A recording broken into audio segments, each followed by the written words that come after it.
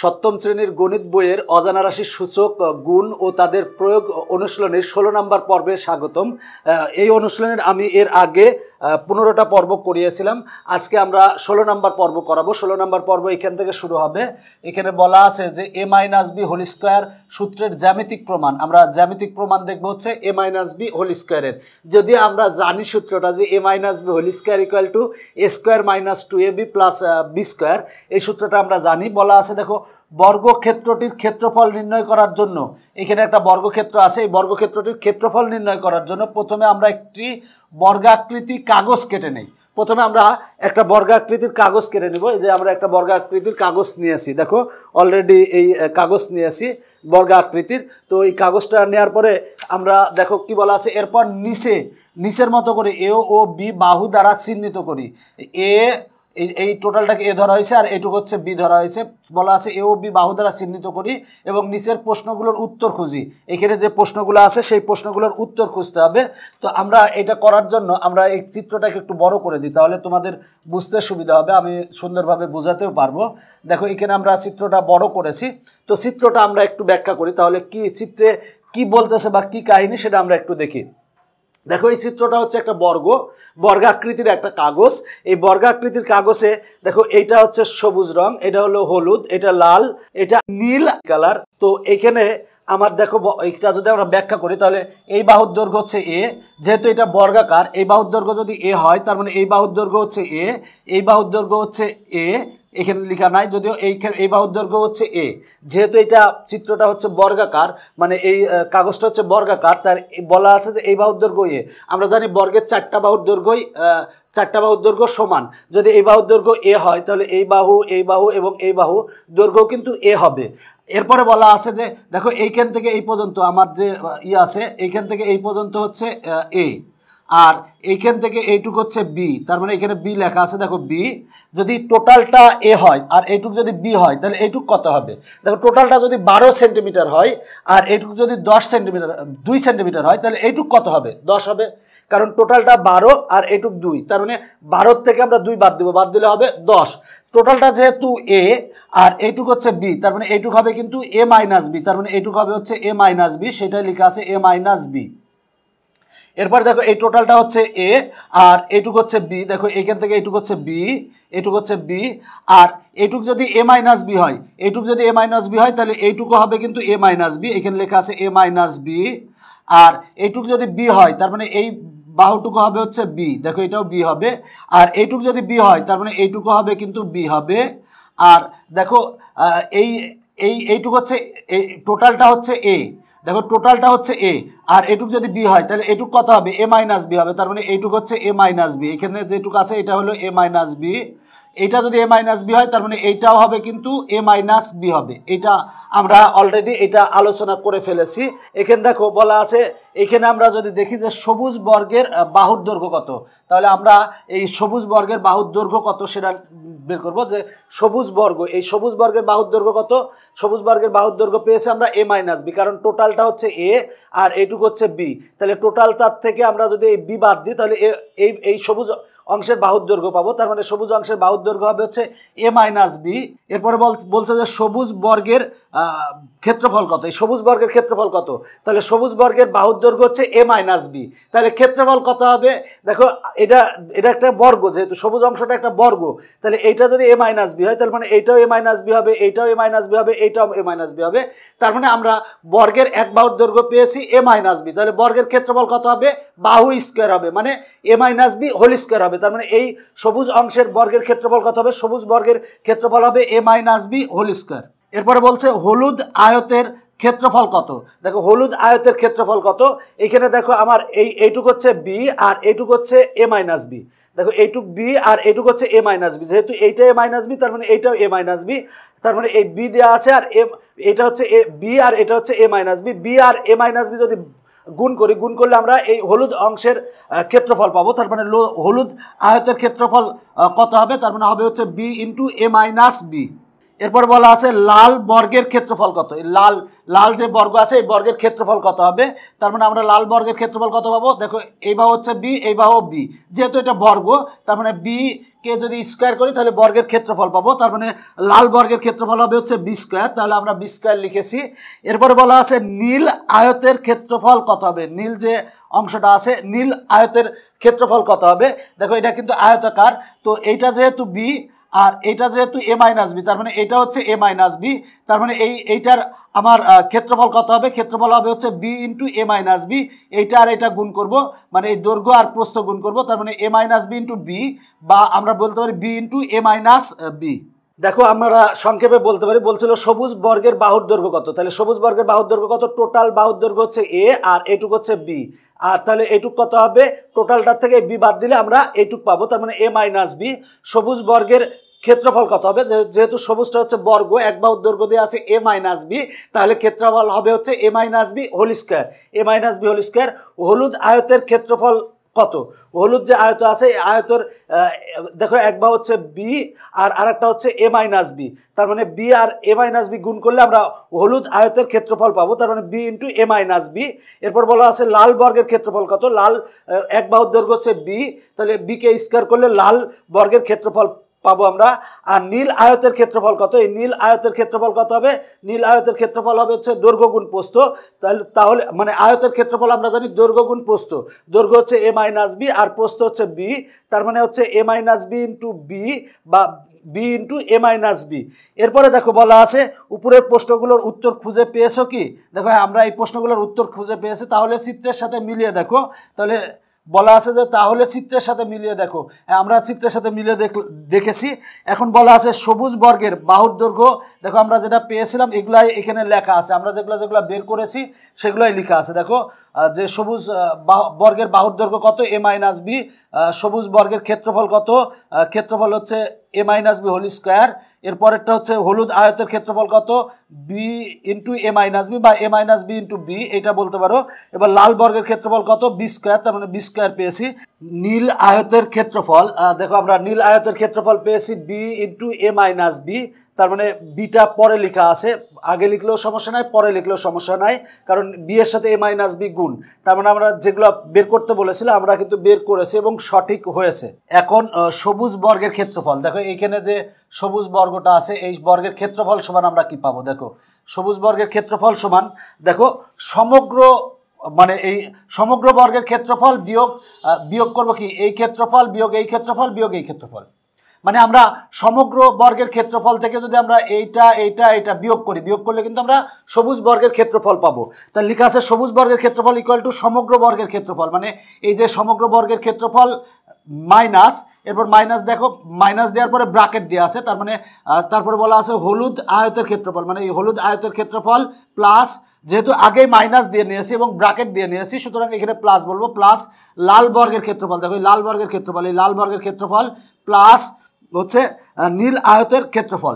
দেখো কি বলছে যে আমরা এই সবুজ বর্গের ক্ষেত্রফল, এই সবুজ বর্গের ক্ষেত্রফল ইকুয়াল টু কি পাবো, টোটালটার থেকে আমরা বিয়োগ করব হচ্ছে এইটা বিয়োগ করব, মানে আমরা এই সবুজ বর্গের ক্ষেত্রফল সমান কি পাবো, টোটালটা ক্ষেত্রফল মানে সমগ্র বর্গের ক্ষেত্রফল বিয়োগ দেওয়ার পরে বলা আছে ব্র্যাকেট দিয়ে বলা আছে এই হলুদ আয়তের ক্ষেত্রফল যোগ এই লাল বর্গের ক্ষেত্রফল যোগ নীল আয়তের ক্ষেত্রফল।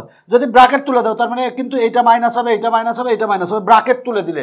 যদি আমি সংক্ষেপ একবারে বলি সেটা হলো যে এই যে সবুজ বর্গের ক্ষেত্রফল ইকুয়াল টু কত পাবো, টোটালটার বর্গের ক্ষেত্রফল মাইনাস করবো হচ্ছে এইটা মাইনাস করলে যা হবে সেটাই হবে কিন্তু আমার সবুজ বর্গের ক্ষেত্রফল। আমি একটা চিত্র অঙ্কন করেছি, দেখো ওইটার মতো করেই, যদি আমরা ওইটার মতো করে তোমরা একটু যদি চিন্তা করো সেক্ষেত্রে পারবে। দেখো এখানে আমি অঙ্কন করেছি, এই যে এখানে অঙ্কন করা হয়েছে, তো এটা হচ্ছে দেখো এটা হচ্ছে সবুজ, এটা হচ্ছে হলুদ, আর এটা হচ্ছে লাল, আর এটা হচ্ছে মনে করো যে নীল, যদিও নীল হয়নি, নীল মনে করো। তো এখন আমরা এই অংশের ক্ষেত্রফল সমান কত পাবো, টোটালটার ক্ষেত্রফল থেকে আমরা এইটার ক্ষেত্রফল বাদ দিব। আমরা যদি ছিঁড়ে ফেলি, মনে করো ছিঁড়ে ফেললে আমরা কি পাবো, দেখো এই যে আমরা ছিঁড়তেছি, দেখো ছিঁড়ে ফেললাম এই যে ছিঁড়ে ফেলছি, দেখো ছিঁড়ে আমরা আলাদা আলাদা এইটুকু ছিঁড়ে ফেললাম, ছিঁড়ে আমরা কয়টা টুকরা পাইলাম, আমরা পাইলাম হচ্ছে 4টা টুকরা। এখন আমার এই সবুজ অংশের ক্ষেত্রফল ইকুয়াল টু কি, টোটাল বর্গের ক্ষেত্রফল বিয়োগ আমরা এই 3টার ক্ষেত্রফল বিয়োগ করবো। দেখো টোটালটা থেকে যদি আমি 3টার বর্গের ক্ষেত্রফল বিয়োগ করি, বিয়োগ করলে কিন্তু আমরা এই সবুজ অংশের ক্ষেত্রফল পাবো, সেটাই বলা আছে। তাহলে সবুজ বর্গের ক্ষেত্রফল কত? সবুজ বর্গের ক্ষেত্রফল আমরা আগেই পেলাম, সেটা হলো যে a minus B whole square. তাহলে লিখছি a minus B whole square equal to সমগ্র বর্গের ক্ষেত্রফল। দেখো এই সমগ্র বর্গের ক্ষেত্রফল কত? a স্কোয়ার, কারণ এই বর্গের প্রতিটি বাহুর দৈর্ঘ্য হচ্ছে a, তাই a স্কোয়ার হবে। তাহলে আমরা লিখছি a স্কোয়ার। এরপরে দেখো এই মাইনাসটা, এখানে যে মাইনাস ছিল এই মাইনাস লিখছি। এবার দেখো হলুদ আয়তের ক্ষেত্রফল, দেখো আমরা হলুদ আয়তের ক্ষেত্রফল কত পেয়েছি? বি ইন্টু এ মাইনাস বি। তাহলে লিখছি এ মাইনাস বি ইন্টু বি, সেটাই লিখছি। এরপরে হচ্ছে প্লাস, এই প্লাস। এবার লাল বর্গের ক্ষেত্রফল কত? B square. দেখো লাল বর্গের ক্ষেত্রফল বি স্কোয়ার পেয়েছি। এরপরে আছে হচ্ছে প্লাস হচ্ছে নীল আয়তের ক্ষেত্রফল কত? এ মাইনাস বি ইন্টু বি। দেখো আমরা তাহলে এইটা পেয়েছি। এবার এ মাইনাস বি হোল স্কোয়ার সমান আমরা এইটা পেয়েছি। কিভাবে পেলাম আবারও বলছি, আমি একটু ভেঙে লিখি বড় বড় করে, তাহলে ভালো হবে। তাহলে আমার এই যে সবুজ বর্গের ক্ষেত্রফল কত? সবুজ বর্গের এক বাহুর দৈর্ঘ্য এ মাইনাস বি, তার মানে ক্ষেত্রফল হলো এ মাইনাস বি হোল স্কোয়ার, আমরা সেটা লিখলাম। এরপরে ইকুয়াল টু আমরা কত পাবো? এইটা ইকুয়াল টু কত পাবো? টোটাল বর্গের ক্ষেত্রফল হচ্ছে, দেখো বর্গের এক বাহুর দৈর্ঘ্য এ, তার মানে বর্গের ক্ষেত্রফল হচ্ছে এ স্কোয়ার। আর তার থেকে বিয়োগ করব কি? বিয়োগ করব হচ্ছে দেখো টোটালটার থেকে আমরা এইটা, এই আয়ত, এই বর্গ এবং এই আয়ত বিয়োগ করে দেব, মানে ক্ষেত্রফল বিয়োগ করে দেব। তাহলে আমরা এখানে যদি একটা সেকেন্ড ব্র্যাকেট দেই, তাহলে এই সবুজ যে হলুদ আছে, এই হলুদ অংশের ক্ষেত্রফল কত? হলুদ অংশের ক্ষেত্রফল আমরা পেয়েছি হচ্ছে দেখো এ মাইনাস বি ইন্টু বি, তার মানে লিখবো এ মাইনাস বি ইন্টু বি লিখলাম। যেহেতু আগে মাইনাস দিয়েছি, তার মানে এইটা প্লাস হবে, তার মানে প্লাস এই লাল অংশের ক্ষেত্রফল কত? B square. এরপরে হচ্ছে প্লাস, এবার এই নীল অংশের ক্ষেত্রফল কত? নীল অংশের ক্ষেত্রফল হচ্ছে A minus B into B, এইটা। এবার যদি আমরা ব্র্যাকেট তুলে দিলে কি পাবো? দেখো এ স্কোয়ার, এবার এই মাইনাস, আমরা যদি ব্র্যাকেট তুলে দিই, তার মানে এ আর বি গুণ করলে হয় A B, R minus B R B গুণ করলে হয় মাইনাস বি স্কোয়ার, আর এখানে আছে প্লাস বি স্কোয়ার, আর এখানে প্লাস, এবার এ আর বি গুণ করলে হয় A B, R minus B R B গুণ করলে হয় মাইনাস বি স্কোয়ার। আমরা এটা পাবো, মাইনাস বি স্কোয়ার পাবো। আমরা এখানে ব্র্যাকেট তুলে দিয়েছি, গুণ করে দিয়েছি, দেওয়ার পরে দেখো এখানে প্লাস বি স্কোয়ার আর মাইনাস বি স্কোয়ার কাটা যাবে। আর তাহলে আমরা কি পাবো? দেখো এই ইকুয়াল টু আমরা পাবো এ স্কোয়ার। এবার এই মাইনাস দিয়ে গুণ করে দেবো, দেখো plus A B R plus A B, তাহলে হবে কত? প্লাস 2ab, আর এখানে মাইনাস আছে, তাহলে তার মানে হবে মাইনাস 2ab, আর মাইনাস আর এই মাইনাসে প্লাস হবে, তার মানে আছে হচ্ছে বি স্কোয়ার লিখলাম। তার মানে আমরা A minus B whole square equal to পেলাম A square minus 2ab plus B square. দেখো আমরা ক্যালকুলেশন করে এটাই পেয়েছি, A minus B whole square equal to A square minus 2ab plus B square পেয়েছি। দেখো আমার তার মানে এই সূত্রটার কিন্তু প্রমাণ হয়ে গেল। এখানে কিন্তু আমার প্রশ্নে বলা ছিল যে এ মাইনাস বি হোল স্কোয়ার সূত্রের জ্যামিতিক প্রমাণ। তাহলে আমার দেখো এইখানে আমরা কাগজের মাধ্যমে কিন্তু আমরা সূত্রের প্রমাণটা করে ফেলেছি। দেখো আমরা সূত্রের প্রমাণ করেছি কি, পেয়েছি কি, যে হচ্ছে A minus B whole square equal to A square minus 2ab plus B square. তোমরা একটু নিজে ধৈর্য ধরে দেখলেই এটা পারবে। এরপরে দেখো বলা আছে একক কাজ, উপরের মতো ছবির সাহায্যে বর্গ নির্ণয় করো। দেখো আমি এই বর্গগুলা কিন্তু এর আগের পর্বে সমাধান করিয়েছি। দেখো আমরা কোন পর্বে সমাধান করিয়েছি আমি একটু দেখাই, তাহলে বুঝবা। এখানে আছে যে আমরা এই যে m প্লাস n এক নম্বরে 4x প্লাস 3 আর 3x প্লাস 4y, এই তিনটাই কিন্তু আমি বর্গ করেছি। এরপর আছে 99, এখানে যে কটা আছে এইখানেও কিন্তু তাই দেয়া আছে।